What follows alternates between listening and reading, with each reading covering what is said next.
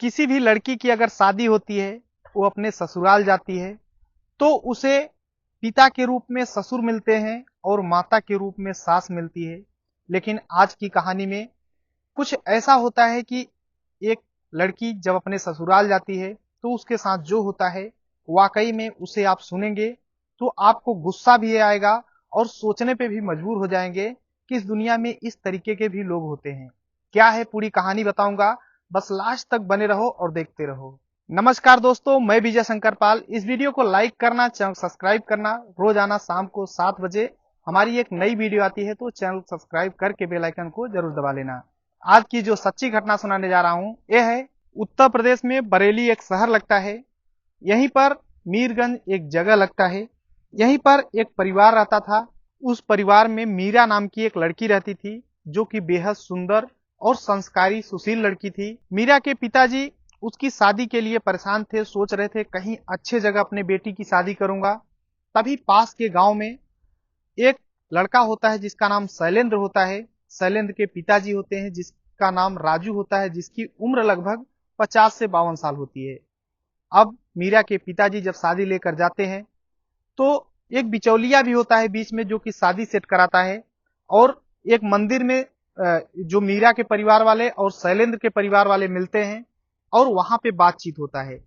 तो जो मीरा के पिताजी होते हैं, बोलते हैं कि दहेज की बात कर लेते हैं, क्योंकि जो शैलेंद्र था और शैलेंद्र के जो पिता थे राजू, ये मीरा को देखते ही पसंद कर लेते हैं, क्योंकि मीरा बेहद खूबसूरत थी, देखने में अच्छी लगती थी। तो मीरा के पिताजी बोलते हैं कि दहेज की बातचीत कर लेते हैं। तो जो राजू होते हैं बोलते हैं, मैं दहेज के बेहद खिलाफ हूं, मैं दहेज नहीं लूंगा।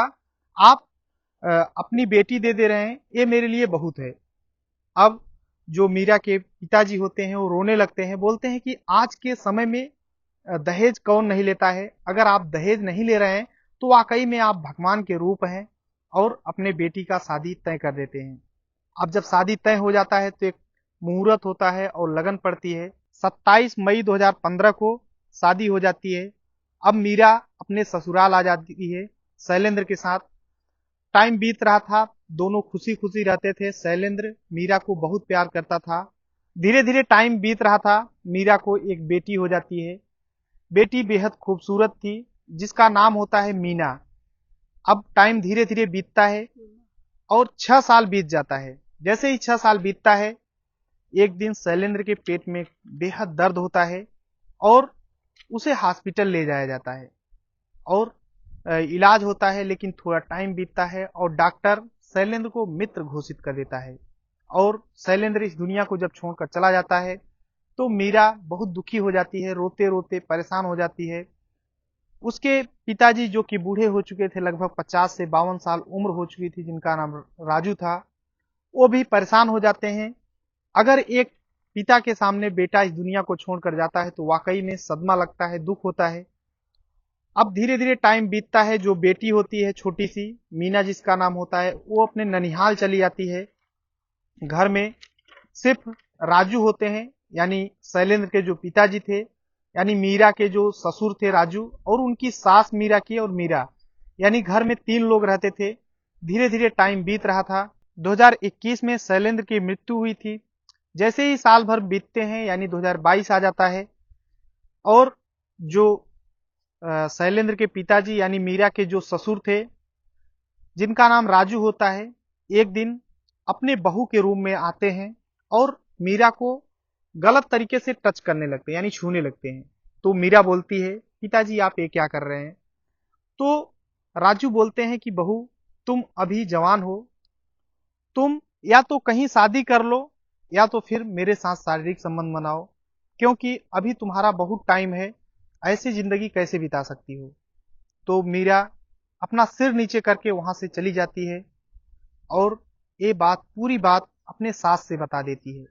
जब सास से बताती है कि मेरे ससुर जो हैं मुझे इस तरीके से बोल रहे थे, तो उसकी सास बोलती है कि तुम्हारा पति नहीं है तो तुम मेरे पति को, यानी अपने ससुर को लांछन लगा रही हो, उन्हें गलत समझ रही हो। यानी अपने बहू को ही मीरा की सास डांटने लगती है। मीरा अकेले में जाकर के रोने लगती है। जैसे ही 2 दिन बीतता है, फिर से जो राजू होते हैं अपने बहू के रूम में जाते हैं और फिर से टच करने लगते हैं। उन्हें लगता है कि अब कुछ नहीं करेगी और उसे गलत तरीके से टच ही नहीं करते बल्कि अंदर से दरवाजा बंद करके उसके साथ गलत काम करने की कोशिश करने लगते हैं।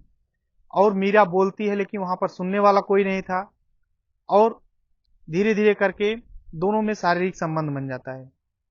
जब एक बार शारीरिक संबंध बनता है तो राजू रुकने के नाम नहीं लेते हैं। अब डेली टू डेली अपने बहू के साथ शारीरिक संबंध बनाते थे और फिर वीडियो भी बनाते थे। जो भी उसके साथ करते थे उसका वीडियो बना लिया करते थे।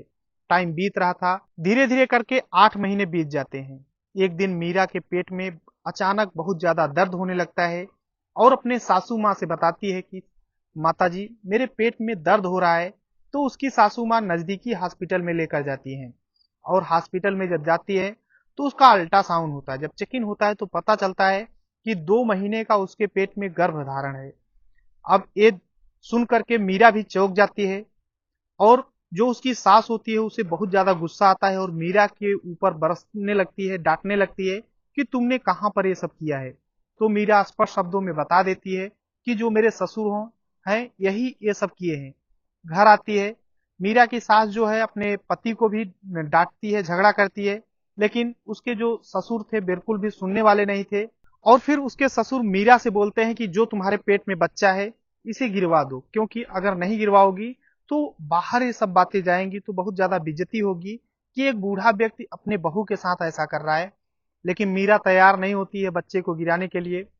तो उसके जो ससुर होते हैं बोलते हैं देखो अगर तुम बच्चे को नहीं गिराओगे तो ये जो मैं वीडियो बनाया हूं ये वायरल कर दूंगा। तुम्हारा जो न्यूड वीडियो बना रखा हूं, यानी जो गलत काम करता था राजू अपने बहू के साथ उसकी वीडियो बना रखा था। तो बोलता है कि अगर तुम ये सब काम नहीं करोगी, बच्चे को अपने नहीं गिराओगे, तुम्हारे वीडियो वायरल कर देंगे। अब मीरा बेबस हो जाती है और फिर बच्चे को गिरवा देती है। गर्भपात हो जाता है। जब बच्चा गिर जाता है तो फिर से अपने ससुराल में आती है और फिर से वही क्रियाक्रम होने लगता है, यानी राजू अपने बहू के साथ गलत काम करने लगता है।